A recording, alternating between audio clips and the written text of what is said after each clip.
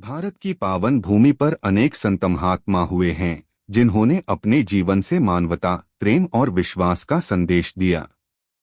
उन्हीं में से एक महान संत थे शिरडी के साईं बाबा, जिनकी महिमा आज भी देश विदेश में फैली हुई है। साईं बाबा का जीवन रहस्य, करुणा और चमत्कारों से भरा हुआ था। वे न किसी धर्म की सीमा में बंधे थे और न ही किसी जाति में।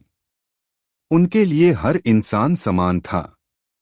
साईं बाबा पहली बार लगभग सन 1858 के आसपास महाराष्ट्र के शिरडी गांव में प्रकट हुए। जब वे शिरडी आए तब उनकी उम्र बहुत कम थी। वे फटे पुराने कपड़े पहनते थे, सिर पर कपड़ा बांधते और एक नीम के पेड़ के नीचे बैठकर ध्यान में लीन रहते थे। गांव के लोग पहले उन्हें एक साधारण फकीर समझते थे, लेकिन धीरे धीरे उनके अद्भुत गुणों और दिव्य शक्तियों को पहचानने लगे।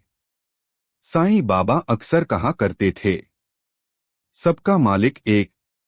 इस वाक्य में उन्होंने पूरे संसार का सार समेट दिया था। वे हिंदू और मुस्लिम दोनों धर्मों का सम्मान करते थे। एक ओर वे राम, कृष्ण और शिव का नाम लेते थे, तो दूसरी ओर अल्लाह का स्मरण भी करते थे। मस्जिद में रहते हुए वे उसे द्वारका माई कहते थे और वहीं धूनी जलाते थे। साईं बाबा का जीवन अत्यंत सरल था। वे दिन में कई बार भिक्षा मांगने जाते और जो कुछ मिलता उसे सब में बांट देते। अपने लिए वे कुछ भी जमा नहीं रखते थे। उनका मानना था कि जो मिला है वह ईश्वर की देन है और उसे सबके साथ बांटना चाहिए। वे कहते थे, श्रद्धा और सबूरी रखो। एक बार की बात है, शिरडी में भयंकर अकाल पड़ा। लोग भूख से परेशान थे।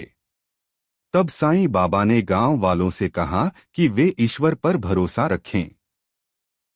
बाबा ने रोज की तरह धूनी जलाना जारी रखा। कुछ ही दिनों में गांव में अनाज आने लगा और लोगों की परेशानी दूर हो गई। यह देखकर सभी को बाबा की शक्ति पर अटूट विश्वास हो गया। साईं बाबा रोगियों के भी बड़े सहायक थे। अनेक लोग असाध्य बीमारियों से पीड़ित होकर उनके पास आते और बाबा की कृपा से स्वस्थ होकर लौटते। वे कभी दवा नहीं देते थे, बल्कि उदी, भस्म देते थे, जिसे लगाने से रोग दूर हो जाता था।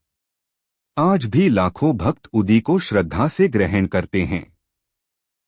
एक अमीर व्यापारी एक बार साईं बाबा की परीक्षा लेने आया।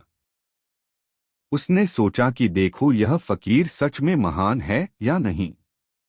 वह बाबा के सामने बैठा और मन ही मन कुछ मांगा। बाबा ने बिना कुछ कहे उस